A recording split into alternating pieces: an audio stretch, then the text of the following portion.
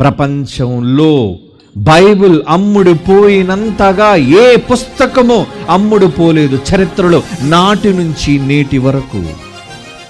John Gutenberg ముద్రణ యంత్రం కనుగొన్న తర్వాత, దీన్ని ముద్రించిన తరువాత ఈ పుస్తకాన్ని అమ్మకాలలో కానీ కొనుగోలులో కానీ అధిగమించిన పుస్తకం ప్రపంచంలో లేదు.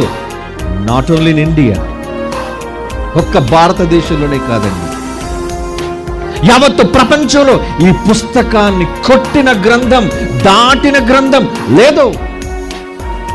సగర్వంగా చెబుతున్నాడు, సగర్వంగా. ఉంటే చూపించండి, కమాన్ ప్రూవ్ ఇట్. గిన్నిస్ వరల్డ్ రికార్డుల బద్దలు కొట్టిన పుస్తకం ది బైబిల్.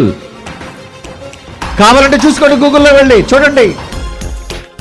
ఇంత గొప్ప జ్ఞాన గ్రంథాన్ని దేవుడు మన వశం చేశాడండి.